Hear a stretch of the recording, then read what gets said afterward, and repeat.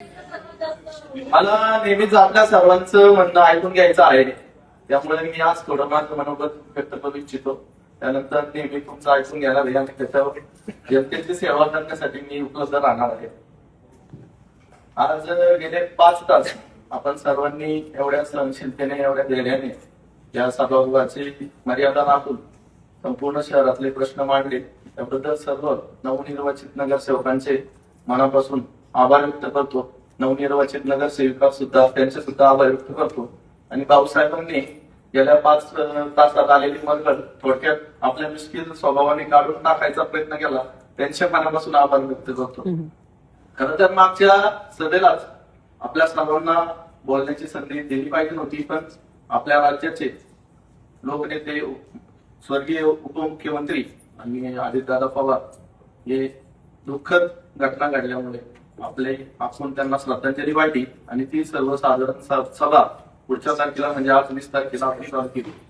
आज खरं तर माझी निवड झाली त्याबद्दल मी भारतीय जनता पक्षाचं आयुष्यभर ऋणी राहील. भारतीय जनता पक्षांनी स्वर्गीय अंकुश भाऊंनी त्यांच्या पक्षाप्रती दाखवलेले प्रेम किंवा पक्षावर असलेली त्यांची निष्ठा, त्यांनी जपलेला आयुष्यभर निस्वार्थ सेवाभाव आणि समाजासाठी वाहून नेलेलं व्यक्तिमत्व आणि राजकारणातील सुसंस्कृतपणा आणि भोसरीसाठी आणि परिसरासाठी केलेलं कार्य, या कार्याचा सन्मान म्हणून भारतीय जनता पक्षाने माझी निवड केली. त्याबद्दल पक्षाचा आयुष्यभर ऋणी राहील.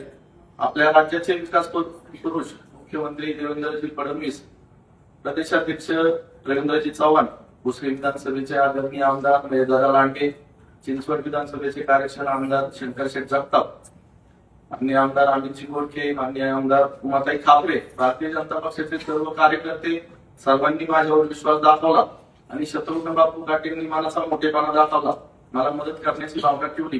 त्याबद्दल सर्वांचा आभार व्यक्त करतो.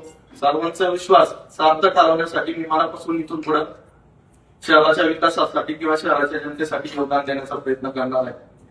सभागृहात नव्याने निवडून आलेल्या किंवा नव्याने नवनिर्वाचित झालेल्या उपताई शर्मिलाताई यांचे मनापासून स्वागत करतो. आमचे मार्गदर्शक आणि विरोधी पक्ष नेते भाऊसाहेब मोहिले यांचे मनापासून स्वागत करतो. तसंच आमच्या पक्षाचे पक्षनेते, सत्तारूढ पक्षनेते प्रशांत भाऊ शितोळे यांचं मनापासून स्वागत करतो. शिवसेनेचे युवा गटनेते विश्वजित भाऊ यांचं मनापासून स्वागत करतो आणि सर्वच नवनिर्वाचित नगरसेवकांचं मनापासून स्वागत करतो. आपल्या सभागृहात खूप चांगला समतोल आहे. अनुभवी पण आहेत आणि तरुण पण आहेत. तर सर्व अनुभवी नगरसेवकांना माझी विनंती राहील, सर्व तरुण नगरसेवकांना आपण समाविष्ट करून घ्यावे. मला वाटतं सभागृहात यश सर्वात तरुण असेल. यश आहे, सिद्धार्थ आहे, अभिजित भाऊ आहे, महिलांमध्ये ताई आहे. सर्वांना आपण सहभागी करून घ्यावे. आपण वेळोवेळी यांना विकास कार्य करण्यात प्रोत्साहन द्यावे. आणि मागच्या सभेला जसं भाऊसाहेबांनी सांगितलं की आपण आमचं म्हणणं ऐकून घ्यावे, नाही ऐकलं तर आम्ही ऐकायला लावू.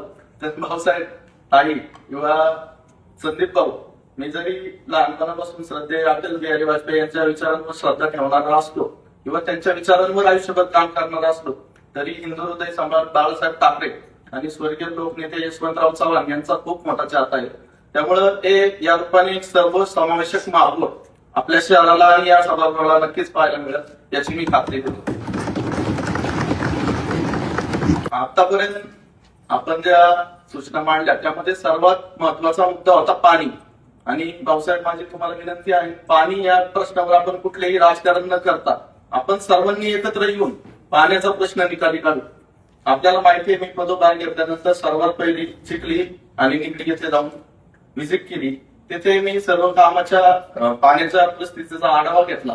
तर पवना डॅम मधून आपल्याला 550 MLD जवळपास पाणी येतं आणि निगोजाच्या बंधाऱ्यावरून आपण MIDCतून काही पाणी उचलतो. त्यामुळे तो अस्वच्छतेचा प्रश्न निर्माण झाला. परंतु भामासखेडची जी पाईपलाईन ती करण्यासारखी आहे. फक्त ठेकेदाराच्या दिरंगाईमुळे ती प्रकल्प 70% पूर्ण झालाय, 30% राहील. आयुक्त साहेबांशी माझी चर्चा झालेली आहे. आपण त्वरित त्या ठेकेदाराला एलिमिनेट करणार आहे. नवीन ठेकेदार नेऊन 6 महिन्यात आपण ती पाईपलाईन योजना पूर्ण करणार आहोत. अजून 167 MLD पाणी आपल्याला आणि स्वच्छ पाणी आपल्या शहराला उपलब्ध होईल आणि त्यांनी स्वच्छ आणि नियमित पाण्याचा प्रश्न कायमचा निकाली निघेल. अशा पद्धतीने आपण काम करणार आहोत. बाकी कचरा, स्वच्छता, आरोग्य, पर्यावरण, शिक्षण या संदर्भात आपण सर्वांनी उपसूचना केल्या, प्रश्न मांडले, समस्या मांडले, त्याचंही निराकरण करण्याचा आपण नक्कीच प्रयत्न करू. आपल्याला राजकारणात आपण राजकीय क्षेत्रात काम करतो, अधिकारी वर्ग आपलं कर्तव्य करत असतात, तर आपल्या संवेदना किंवा भावना किती जिवंत असाव्यात त्याचं एक उत्तम उदाहरण आहे. एक मोठे अधिकारी होते सर, तुम्हाला माहित असेल TN शेषन, ते सार्वत्रिक निवडणूक अधिकारी झाले होते उत्तर प्रदेशमध्ये. जेव्हा उत्तर प्रदेशात ते दौऱ्यावर होते तेव्हा गाडीतून जाता जाता एका झाडाला एक गळट असं लावलेलं होतं, तर त्या बायकोला त्या गळट्याचा मोह झाला आणि ते TN शेषनला त्यांची बायको म्हणली, हे गळट मला घरी न्यायचंय, मला घर साजवायचंय. तर TN शेषन यांनी गाडी थांबवली आणि आपल्या सुरक्षा रक्षकाला सांगितलं की हे गळट खाली आहे. सुरक्षा रक्षकाने शेजारी एक मेंढपाळ होता, अशिक्षित युवक तरुण होता, त्याला सांगितलं हे गळट मला दे, तुला मी 10 रुपये देतो. त्यांनी नकार दिला. TN शेषन स्वतः उतरले आणि त्यांनी त्या मुलाला सांगितलं की मी तुला 50 रुपये देतो, परंतु मला ते गळट दे. परंतु तो मुलगा म्हणला की या गळट्यामध्ये जी पिल्ल आहेत त्यांना त्यांची आई म्हणजे तो पक्षी रात्रीचं जे जेवण घेऊन येणार आहे, अन्न घेऊन येणार आहे, जर हे गळट इथं नसलं तर त्या आईला खूप दुःख होईल. त्यामुळे तुम्ही किती पैसे दिले तरी मी हे गळट तुम्हाला देणार नाही. त्यावेळेस TN शेषन हे ऐकून तक्क झाले. त्यांचे सर्व शिक्षण, त्यांच्या सर्व पदव्या, त्यांचं सर्व ज्ञान, डिग्री त्यावेळी त्या अशिक्षित मुलापुढे मातीमोल जात होत. कारण TN शेषन नंतर आपल्या लेखनातून म्हटले, जर तुम्हाला आनंददायी जीवन जगायचं असेल, समाधानी जीवन जगायचं असेल, तर तुमच्या शिक्षण, संपत्ती, पद, प्रतिष्ठा आणि ज्ञानापेक्षा तुमच्या मनात असलेली भावना आणि तुमच्या मनात असलेली संवेदना हे जिवंत पाहिजे, तरच आपण या गोष्टीसाठी काही एक सुखी समाधानी जीवन जगू शकतो.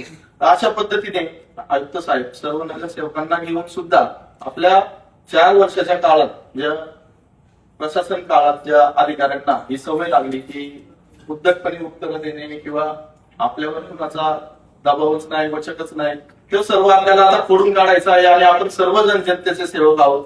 तुम्ही, मी, सर्व आणि सर्व अधिकारी याची त्यांना जाणीव करून द्यायची आहे. काही सभासदांनी या सभागृहात स्वर्गीय लक्ष्मणरावचं चित्र लावण्यासंदर्भी सूचना केल्या, त्याला कुणाचा विरोध नसणारच आहे. स्वर्गीय लक्ष्मणरावनी या शहराचा केलेला विकास आणि कामाप्रती त्यांचा असलेला प्रेम, आदर याची सर्वांना जाणीव आहे. जेव्हा त्यांचं आरोग्य खूप खालावलं होतं तरी सुद्धा ते मतदान करण्यासाठी मुंबईला गेले होते.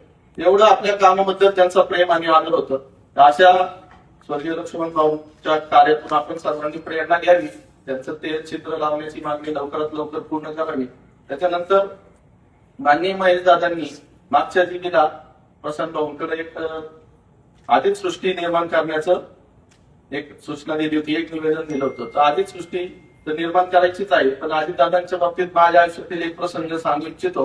जेव्हा प्रशासकीय काळ होता तेव्हा आमच्या प्रभागामध्ये MSCBची तक्रार खूप वाढली होती.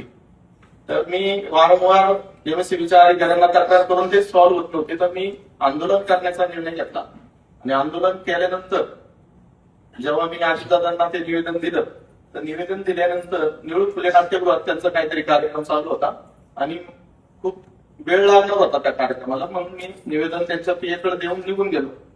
तर अजितदादांनी नंतर ती सगळी निवेदन वाचली. अजितदादांचा स्वभाव होता प्रत्येक निवेदन ते स्वतः वाचायचे आणि त्याच्यावर कारवाई करायचे.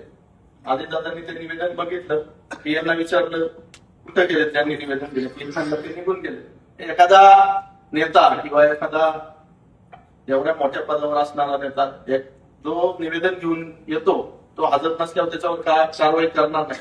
अजितदादांनी त्वरित त्या अधिकाऱ्याला फोन लावला आणि त्या अधिकाऱ्याचा स्वतः मला फोन आला. म्हणजे आपल्या कामाच्या प्रती अजितदादांचं एवढं प्रेम होतं, एवढा आदर होता. त्या कामाच्या प्रती त्यांचं असलेलं प्रेम, आदर या शहरातील सर्वच नेत्यांनी अनुभवलेला आहे. तो विरोधक असो किंवा सत्तेत असो, वर्षानुवर्ष अनुभवलेला आहे. त्यामुळे अजितदादांची आधीच सृष्टी निर्माण करण्यासाठी महेशदादांनी दिलेल्या निवेदनात त्यांनी म्हणलेलं आहे की अजितदादाच्या स्मरणार्थ नवीन प्रशासकीय इमारतीच्या सभागृहाला अजितदादाचे नाव द्यावे. तसेच इमारतीच्या आवारात पिंपरी चिंचवड शहराच्या स्थापनेपासूनची विकासाची वाटचालची अधोरेखित करणारी अजित सृष्टी उभारावी. यामध्ये शहराच्या विकासाचा इतिहास आणि भविष्यातील नियोजनाची फ्युचर प्रिंट असावी. अजितदादांचा ब्रॉन्झचा पुतळा असावा. हे स्मारक पिंपरी चिंचवड शहराच्या इतिहासाची साक्ष देणारे तसेच भावी पिढ्यांना लोकसेवेची प्रेरणा देणारे ठरेल अशी अजितदादांना खरी श्रद्धांजली ठरेल. तर आपण भाऊसाहेब, पक्षनेते, आयुक्त साहेब, आपण सर्वजण नवीन प्रशासकीय इमारतीला भेट देऊ. तिथं कशा पद्धतीने एक शहराचं वैभव वाढवेल किंवा राजकीय क्षेत्रातील आणि अधिकारी क्षेत्रातील सर्वच काम करणाऱ्या कार्यकर्त्यांना अजितदादांची सृष्टी किंवा त्यांचं कार्य पाहून कशी प्रेरणा मिळेल या दृष्टीने एक कन्सल्टंट आर्किटेक्ट घेऊन तो शहराचं वैभव वाढवण्याचा प्रयत्न आपण नक्कीच करू. त्याच्यानंतर आपल्याला पुढच्या जीबीच्या आधी मी काही महत्वाच्या सूचना देऊ शकतो. त्या ज्या सर्व लोकप्रतिनिधींनी आपल्या त्या कॉमनच आहेत पाण्याच्या संदर्भात पुढच्या जीबीच्या आधी आपण जो ठेकेदार आहे तो इलिमिनेटेड करावा आणि नवीन निविदा पुढच्या जीबीच्या आधी या सभागृहात आपण प्रसारित करावी अशी विनंती करतो. त्याच्यानंतर अग्निशामकच्या बाबतीत आपण जी भूमिका मांडली तर एक अधिकारी वारंवार नागरिकांना नाही आता नगरसेवकांना त्रास द्यायला लागलाय तर त्याला बोलून घ्यावे आणि त्याचे सर्व अधिकार काढून सर्व क्षेत्रीय अधिकाऱ्यांना समान हक्क द्यावे. टॅक्सच्या बाबतीत अभय योजना लवकरात लवकर लागू करावी. काही तांत्रिक अडचणी असल्या तर त्यांना आम्हाला सगळी सांगावे. पुढच्या जीबीच्या आधी हे सर्व आणि श्वान संगोपन केंद्र प्रत्येक प्रभागात नाही तर किमान प्रत्येक क्षेत्रीय कार्यालय एक श्वान संगोपन केंद्र आणि एक श्वान गाडी आणि ते कर्मचारी आपण नेमावेत. तसेच रात्रीची जी महिलांची आरोग्य सेवेची ड्युटी चालू केलेली आहे ती त्वरित बंद करावी. महिलांच्या सुरक्षिततेचा जो प्रश्न आहे सर्व शहराचा त्याला विरोध आहे. पुढच्या जीबीच्या आधी हे सर्व आपण निर्णय घ्यावेत अशी मी आपल्याला विनंती करतो, सूचना करतो आणि सर्व नगरसेवकांचं मनापासून आभार व्यक्त करतो. इथून पुढे आपल्याला काही तक्रारी असला तरी आयुक्त साहेब आहेत, आम्ही आहोत. कुणी अधिकारी आपलं ऐकून घेत नसलं तर आमच्याकडे आपण यावे. आम्ही आपल्या सेवेसाठी नेहमी हजर राहू. सर्व पत्रकार बंधूंचे मनापासून स्वागत करतो. शहरातील नागरिक आणि पत्रकार बंधू यांनी मनापासून या शहराच्या विकासात योगदान देण्यासाठी आम्हाला मदत करावी अशी मी विनंती करतो. धन्यवाद. पुणे तसेच पिंपरी चिंचवड परिसरातील महत्त्वाच्या बातम्या पाहण्यासाठी आजच आमच्या डिजिटल PCMC न्यूज चॅनलला सबस्क्राईब करा आणि बेल आयकॉन प्रेस करा.